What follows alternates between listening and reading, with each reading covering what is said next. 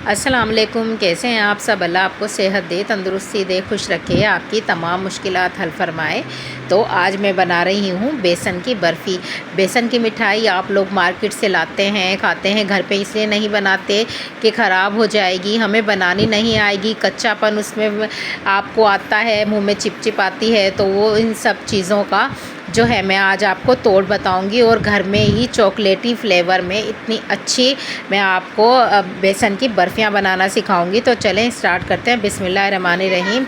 तो ये देखें, मैंने इसमें एक कढ़ाई को गरम कर लिया था और इसमें 1 कप मैंने घी ऐड किया है।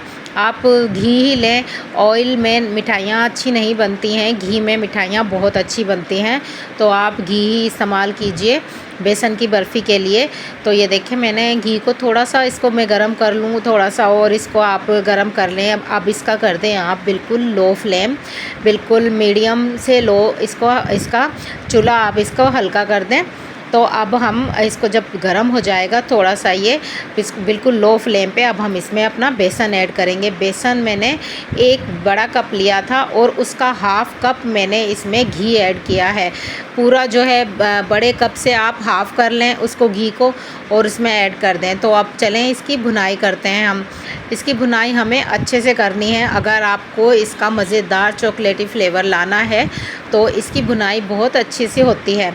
हम लोग जब भुनाई अच्छी नहीं करते हैं तो कुछ लोग कहते हैं कि जो बेसन है हमारा मुंह में चिप कर रहा है, चिपक रहा है, अच्छी नहीं बनी है बेसन का हलवा या बेसन की बर्फ़ी या बेसन की मिठाई।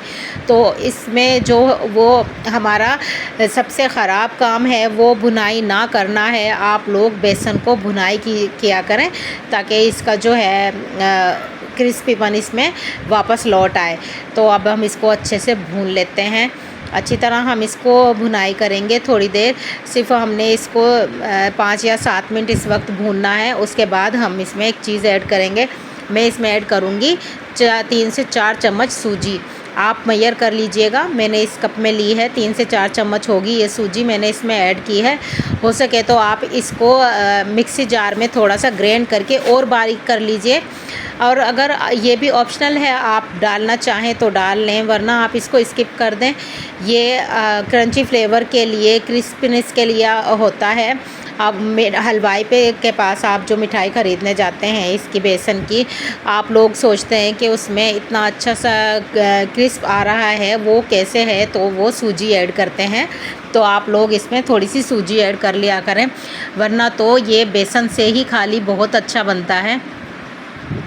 तो अब हम इसको सूजी के साथ भी इसको भून लेते हैं। इसकी भुनाई जब आपको किचन में बहुत अच्छी खुशबू महकने लग जाए तो समझ लें इसकी भुनाई हो गई है। ये वापस से सख्त फॉर्म में आ जाएगा, थोड़ा सा कढ़ाई को छोड़ देगा ये। फिर कढ़ाई में जब इसको छोड़ने लगे, इसका ऑयल ऊपर आ जाए, तब समझ लें हमारी भुनाई हो गई है। अभी हमने थोड़ी मेहनत करनी है, अगर अच्छा हमें हलवा खाना है तो थोड़ी मेहनत हमें करनी है, इसको अच्छे से भूनना है।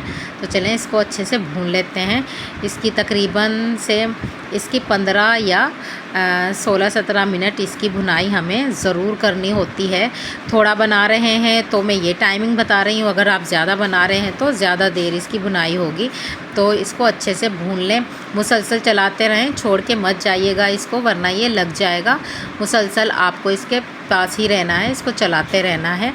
तो ये हम थोड़ी देर इसको चला रहे हैं और अब इस दौरान मैं इसमें ऐड करूँगी थोड़ी सी मैंने इसमें अलग से ली थी 3 से 4 अदद मैंने इलायचियाँ ली हैं, वो मैं इसमें ऐड कर रही हूँ। आप इलायची पाउडर भी ऐड कर सकते हैं, मेरे पास अवेलेबल नहीं था इस वक्त, तो मैंने 3 से 4 अदद इलायचियाँ तोड़ कर इसमें ऐड की हैं।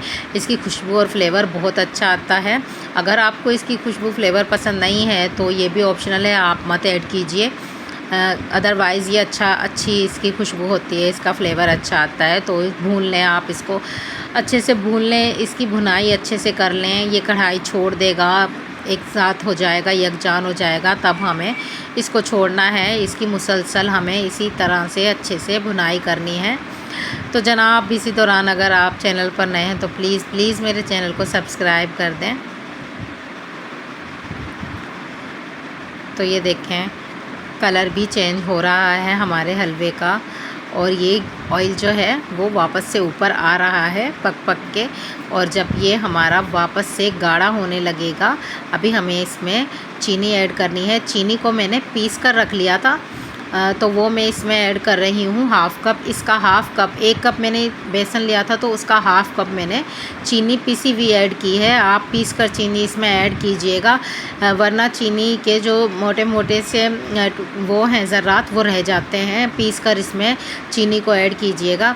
अब हम चीनी को इसमें अच्छे से मिक्स कर लेते हैं और इसको भी पका लेते हैं। चीनी डालने के बाद भी हमें इसकी 5 से 6 मिनट हमें इसकी भुनाई करनी है, ताकि ये अच्छे से पक जाए। इस तरीके से आप इसको मुसलसल चमचा चलाते रहें और भूनते रहें बेसन को।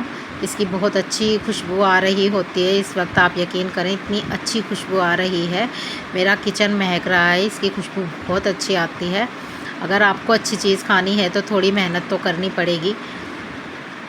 तो ये देखें हमारा अच्छे से भुनाई हो रहा है, मुसलसल आप चमचा चलाते रहें। अब मैं इसमें थोड़ी सी फ्लेवर के लिए मैंने इसमें ड्राई मिल्क ऐड किया है, खुश्क दूध। आप कोई भी खुश्क दूध डाल सकते हैं, 1 चम्मच मैंने इसमें ऐड किया है बड़ा भर के। आप ये भी ऑप्शनल है, आप अगर डालना चाहें तो डाल दें, अवेलेबल हो नहीं हो तो स्किप कर दें। वैसे ही हमारी बेसन की बर्फ़ी बहुत अच्छी बनती है। तो चॉकलेटी फ्लेवर के लिए मैंने दूध ऐड किया है। ये जब पक जाता है तो इसका फ्लेवर भी बहुत अच्छा आता है। तो इसमें अगर हम पका के इसको इतना कर देंगे कि इसमें जब हम खाएंगे तो इतना अच्छा चॉकलेटी फ्लेवर आएगा कि आप इसको बार बार बनाकर खाएंगे, फिर आप मेहनत को नहीं देखेंगे, बस आप बनाया करेंगे। तो ये देखें, इसको अच्छे से हम भून रहे हैं, अच्छे से इसकी भुनाई करनी है हमें। ये देखें ऑयल भी थोड़ा थोड़ा ऊपर आने लग गया है हलवे में हमारा। आप चाहें तो इसकी टिक्कियाँ बना लें, या आप चाहें तो इसको ऐसे ही भी सर्व कर सकते हैं ड्राई फ्रूट डाल के। अब मैं इसकी टिक्कियाँ बनाऊंगी।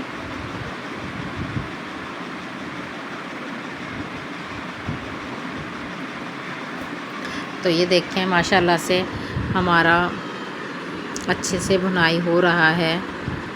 अब ये देखें बस ये बिल्कुल एक जान हो गया है, इसने कढ़ाई को छोड़ना शुरू कर दिया है। अब हम इसको बस निकाल लेंगे, जस्ट इतना ही हमें इसको पकाना है। ये देखें अब हम एक प्लेट लेंगे, मैंने सिल्वर की प्लेट ली है, आप स्टील की कोई भी ले सकते हैं। उसको ग्रेस कर लें, ऑयल से ऑयल लगा लें पूरी प्लेट पे अच्छे से, चारों तरफ नीचे ऊपर साइड में हर जगह आप इस पे ग्रेस कर लें प्लेट पे ऑयल को। और फिर हम इसमें अपना डालते हैं हलवे का बैटर। तो ये देखें इसको अच्छी तरह दबा लें। देखें इसका कलर कितना अच्छा आया है, चॉकलेटी फ्लेवर भी आता है, इसको खाने में बहुत मज़ेदार है ये। और इसको दबाकर ऐसे आप ठंडा होने के लिए रख दें और इस पे आप कोई भी ड्राई फ्रूट स्प्रिंकल कर सकते हैं। मैंने बादाम और पिस्ते काट कर रखे हैं, वो मैं इस पे डाल रही हूँ। अच्छे से आप लोग इस पे डाल दें। आप कोई भी आप खोपरा भी डाल सकते हैं काट के बारीक, या खोपरे के टुकड़े करके भी आप इस पे ऐड कर सकते हैं। मैंने बादाम और पिस्ते इस पे ऐड किए हैं, थोड़े थोड़े स्प्रिंकल कर किए हैं। तो अब हम इसको 1-2 घंटे के लिए साइड पे रख देंगे। अभी ये जमा नहीं है, अगर अभी हम इसकी कटिंग करेंगे तो ये कटिंग नहीं होगा, ये जमा नहीं है। इसको हम रख देते हैं साइड पे 1-2 घंटे के लिए। तो ये देखें 1-2 घंटे बाद हमारा जो हलवा है वो अच्छे से जम चुका है। अब हम इसकी कटिंग करते हैं। ये देखें माशाल्लाह से कटिंग कितने अच्छे से हो रही है। और अभी इसको कटिंग करने के बाद भी हम इसको थोड़ी देर रखेंगे, वरना हमारी जो बर्फ़ियाँ हैं वो अच्छे से निकल नहीं पाएंगी, टूटेंगी। तो इसको हम थोड़ी देर और रख देंगे। तो अगर आपको मेरी रेसिपी पसंद आई हो तो प्लीज़ मेरे चैनल को लाइक, सब्सक्राइब, शेयर ज़रूर कर दें। कमेंट्स किया करें, बताया करें कि कैसा लगी आपको मेरी रेसिपी। तो अगर आपको अभी इसको मैं रख देती हूँ थोड़ी देर के लिए, और बाद में मैं इसकी जो टिक्कियाँ हैं वो निकालूँगी। अभी निकालूँगी तो टूट जाएंगी। अल्लाह हाफिज़।